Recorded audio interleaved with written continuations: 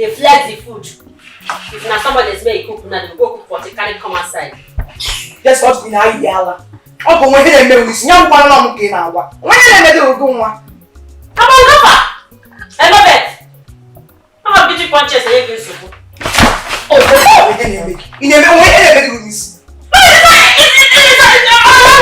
Ah, what one? Let's go over there, Mama. Let me hear them. Oh, why do you hear them? You baby. You baby. Look at you want to get back to head. Yeah, you want to get out of this place now. Shut up your mouth. When I let that die, you must have village. I say, fight, end of the day ahead of the time. No mind that. Yeah. See, you just have to do for here that you go shut off now. I don't know say small body no be sickness. Shockers. Jessica, can you phone one? What's going on? It's okay. What is all this now? Okay, I'm going to go. What you have? What's going on? Can you go on? I think I'm now. Jessica, what's going on? What's going on? We are not checking Sianya. Only maybe Kanya. It's a who I don't want the one.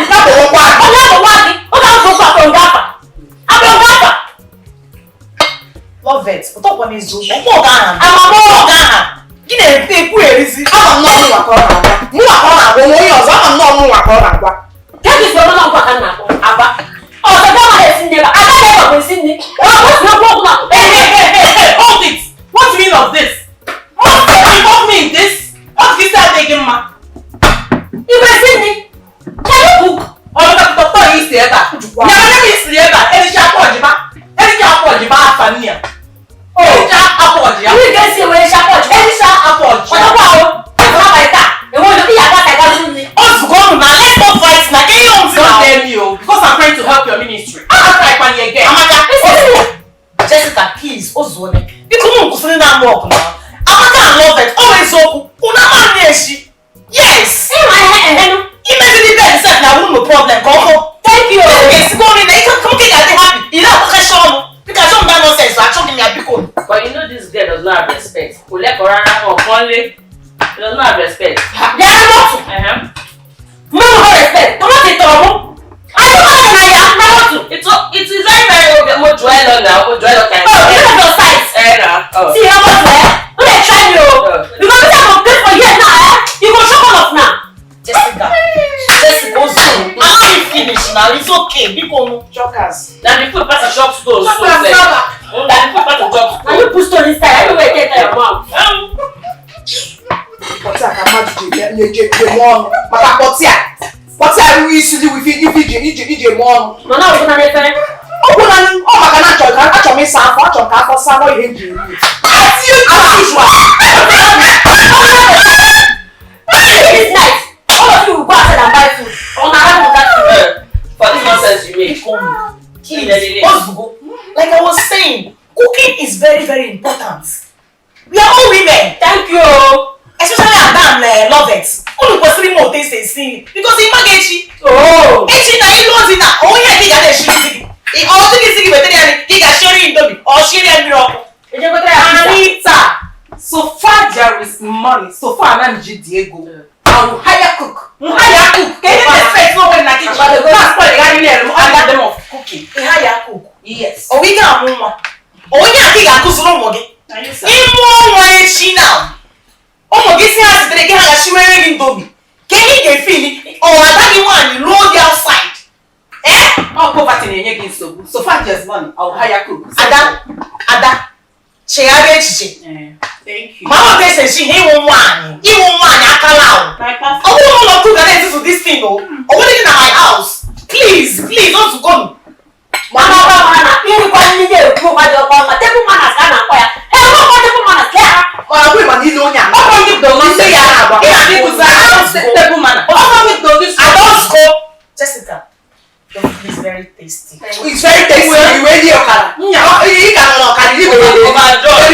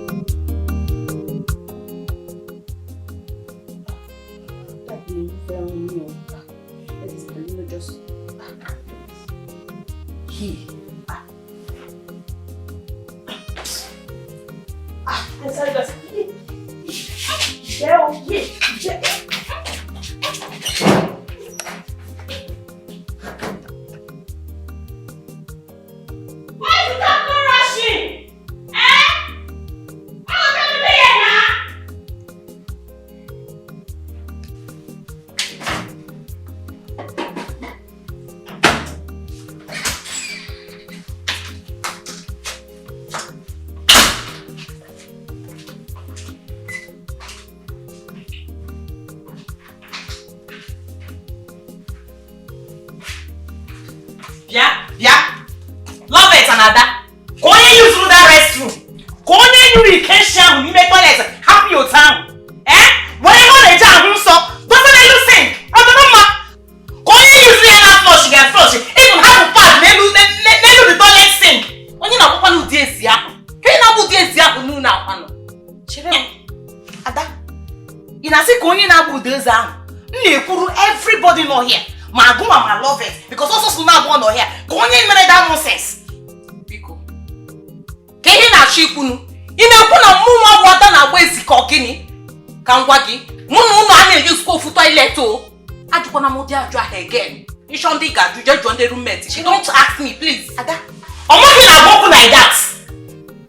I'm not gonna brother that walk. I want to love it Ada. I need to let my way go. Ada, love it. Go use the restroom. Go you share. When you have so, but you sink the toilet or dimma. Go that nonsense.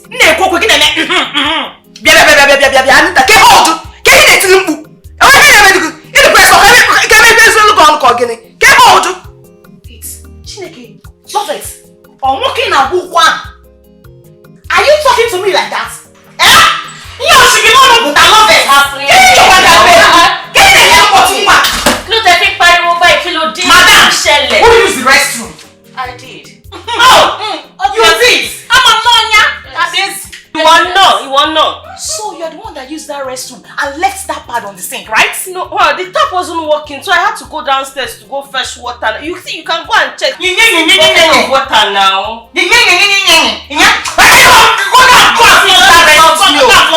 Flush, that's why I went to fetch water. Ma boom your jaw. Ma boom your. Go and flush it because I'm pressed. Yes. Like you're talking to me. Sorry, I will go in my own house. Go and flush it because I'm pressed. Come, let it be the last time you use that restroom without flushing it. What kind of dirty girl are you? Rubbish. Oh my cousin, I just been here. I'm going like that. You go where you go. Oh Shimo, because go on my house, please. My house that. Also, I'm going to do no. Maybe say he maybe go ahead and leave him. I'm not getting away. Me see. You not you, Joe.